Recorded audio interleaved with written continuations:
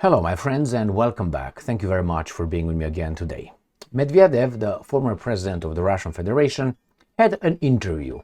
And during this interview, he makes some, I would say, logical statements, normal statements that any average IQ human being understands.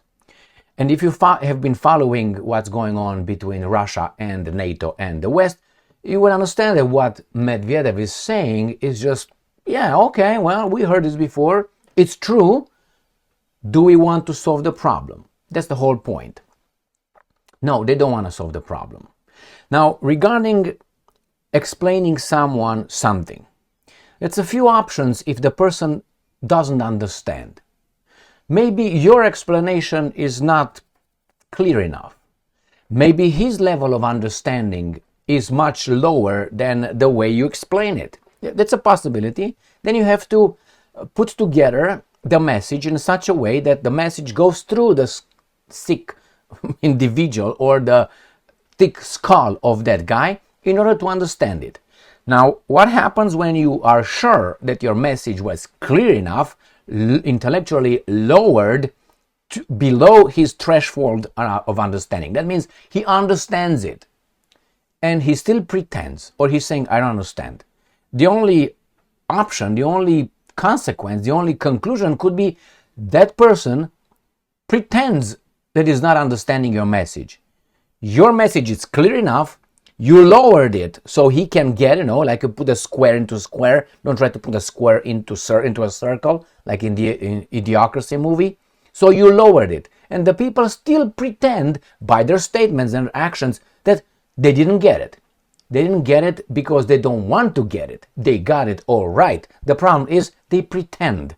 They pretend. I think this is exactly what happens with the Russians explaining to the imbeciles in the West what's going on in Ukraine and geopolitically on the bigger scale. And the guys are like, you're bad. You're bad. You have to, allow us to do everything we want to you because you're a baboon. They miss the point. They miss the point, not because I think they're baboons. Some of them are, like Kaja Kallas, the foreign minister nowadays of European Union, Baerbock, Baerbock is going to be the former foreign minister of Germany, what's his name, Kamala Harris, or Liz Truss. These are imbeciles, right? These are just not there. They are very low level, but even they understand. They don't want to understand. They pretend. So what did Mr. Medvedev say?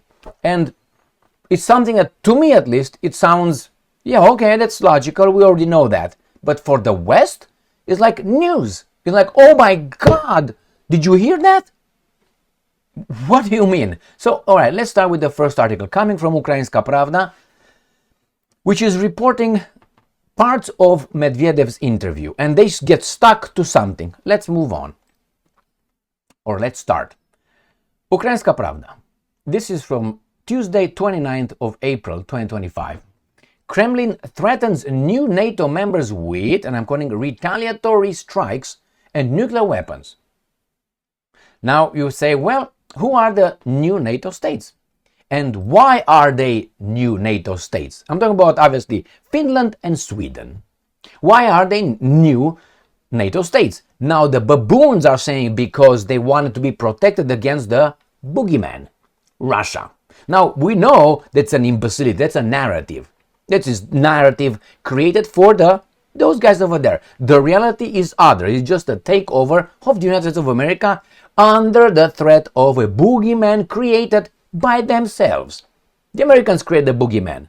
And now the boogeyman is over there, and these guys pretend they are scared. Like, for instance, Sweden and Finland. They pretend, we have to be with you, NATO. All right, so let's read what Medvedev said. And I want to know if you find this like, oh my God, this is news to me. Or if these guys act in a crazy way, because that's the way they try to portray Medvedev. So, Dmitry Medvedev has issued threats against countries that have recently joined NATO, claiming that they have automatically become targets for the Russian armed forces, including potential retaliatory strikes and even nuclear components. Yes. And in order for me to grab that thing from there, I have to stand up and walk. Okay. And your point is what? Of course, they knew this before. They were told before. Once you become part of NATO, we have to adapt, the Russians said. Our military will target you. Our nuclear weapons in case. We're going to have a different doctrine. As I remember, Putin told the baboons in Romania. When the Romanians were celebrating that Americans finally came and they deployed their air defense systems in Romania, and the Russians said, "What are you doing? This is aimed at us." No, it's aimed at Iran, in case Iran strikes Europe. Please look over a map and find out what Iran is and what kind of attack could come from Iran. The same with Poland. And the Russian says, no. And then they told the Romanians, Putin told them, you can, I think, still find it on YouTube. He said, the Romanians didn't understand. We didn't have a nuclear doctrine aimed at Romania. Now we do. That means in our deterrent doctrine, right, or operations, we have Romania as a target, nuclear target. That means if they move, we're going to nuke them. The same thing is for Finland and for Sweden. They knew this. I mean, it's ABC. The baboons might not know it because they're busy with eating each other's fleas and watching TV. Don't get anything to their thick skulls. But he's been told, they know, the guys in charge of Finland, Sweden, and other countries, they know this is exactly what's going to happen. And the Russians told them on numerous occasions. So let's see what else this guy says. Medvedev said that countries such as Finland and Sweden, before joining NATO, enjoyed, and I'm quoting, certain international privileges due to their geopolitical position and many other factors. But now they are part of the bloc hostile to us. Is NATO hostile to Russia? If you say no, thick skull. If you say yes, well, not thick skull. All right, let's move on.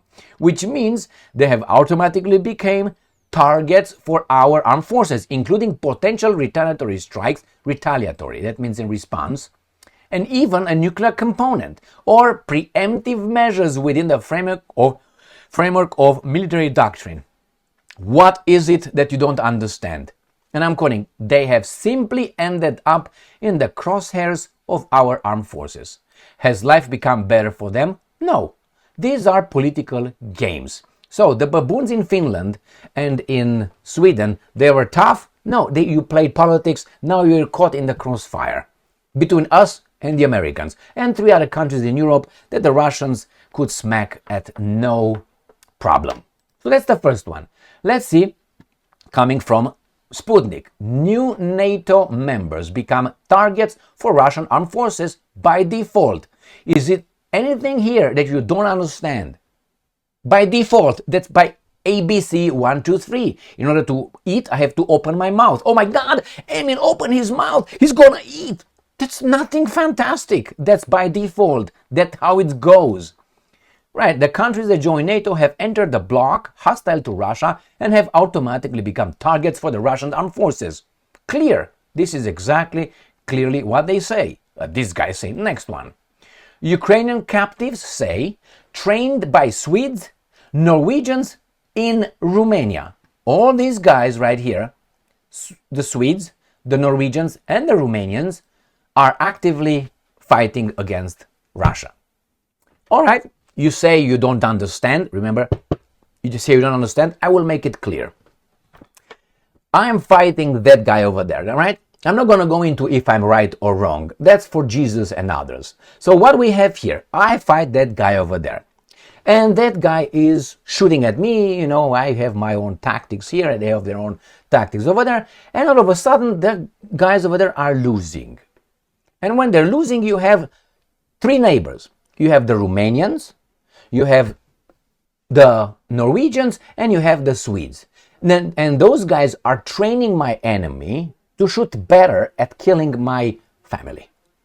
Are they involved? So what should I do? As a normal by default, I have to target those neighbors, that means eliminate them, so they don't train the family of my enemy, the direct enemy, right? In order to destroy my family. So Norway trainers, which is Norway as a state, is not the trainers, is the state that decide. The state of Norway, the country of Norway, the leaders of Norway and Sweden agreed and determined and decided to send these trainers. That means the country, that they represent the country. So I will take care of those countries who are actively helping that guy with whatever they help to shoot better and kill my family. Now, that's an act of war for me. If it's not for you, you deserve to lose and give everything to everybody else. Now, Romania. Romania provides the venue. That means it's like you have some whores and you have someone who, prostitution is illegal. So you have the prostitutes, which is Norway, and you have Sweden, and they are using your house. So you provide your house for the prostitution, which is illegal. You are actively involved in a criminal act by helping the prostitutes' clients on your property. That is, you are my enemy as well, the enemy of the state, because it's a criminal act. You're part of the criminal enterprise. So Romania is actively involved in a war against Russia. And what should Russia do? They don't nuke them. So what does that tell you? What does that tell you? Next one. And here is Dmitry Medvedev solution. Now, if you have these countries, let's start from the beginning. The Russians consider some in Ukraine pushing a Nazi ideology. And their evidence is backed by these facts. Mr. Stepan Bandera, who was a nationalist, he cooperated with the Nazis during the Second World War. He had certain kind of ideas and he took care of some gypsies and many Poles. The Poles claim about 150,000 of them being okay. So this Bandera is considered by some a Nazi, and the the Ukrainian authorities, the authorities that are in charge of Ukraine right now, they consider him and they promote his persona. They build all kind of statues, name streets after this guy and so on. Now, in my world, they can do whatever they want. That's their country. But people from outside, they can interpret it and they will act accordingly. That's exactly what the Russians are doing. So the Russians are saying these guys are Nazi because they promote a Nazi ideology, a Nazi collaborator, and so on. Wasn't Soros one of them, Nazi collaborators in Budapest? The Hungarian-born philanthropist and good guy. Go and check him out. George Soros, the elder. All right, he said those were the best times of my life when he was to the Nazis, his fellow friends. Anyway, let's go back. So what's going on here? So these guys, that's a Nazi regime over there. Now the Nazi regime, according to the Russians, are helped by other countries who collaborate with this Nazi regime. That means, according to these guys, their ideology seems to be promoting and helping a Nazi regime. Therefore, they're also Nazis. I know it's a stretch, but let's see how Mr. Medvedev reasons that in this statement. Russia Today, 29th of April 2025. Real denazification would include all Europe. So, Europe, it's on notice. You help the Nazis, you are Nazis as well. I mean, you will not associate yourself with a criminal that's in an act of, let's say he's a rapist over there and is ongoing right there, in progress, a rapist. And you say, hey, my friend, how are you doing, man? You know what? Oh, you want some water? You're sweaty. You work hard here. Let me give you a towel. Okay, give me some water. Maybe you're moving too fast, man. I'm going to give you some water. Okay. But you are helping someone who's doing something to a victim. Aren't you? You don't see anything wrong with the act of these guys doing. So the same, you don't see anything wrong with the guys in charge of Ukraine, according to the Russians, which is for them Nazi. Now, a regime similar to Kiev must not be allowed to take root in any nation, the former Russian president has said. The rebirth of Nazism cannot be allowed. I mean, I'm not going to defend these guys whatsoever, but when he talks about that, I would like to know exactly what he talks about. I mean, you say, Emil, are you an imbecile? You don't know what Nazism?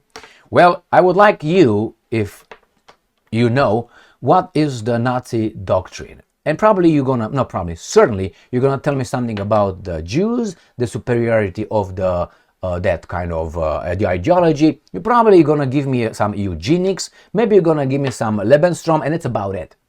I'm guaranteeing you will not be able to give me any economic view of the socialist, National Socialist Workers' Party. I'm almost certain about that. So you give me a little bit of, I'm not saying, I'm implying right now. I don't know what you know, okay? But these are the points that were pushed by Hollywood and all this, which were here, true, over there, true. But is that it? Is that it? And of course you say, well, look what they did, the destruction during the Second World War. How did the Second World War start? I tell you.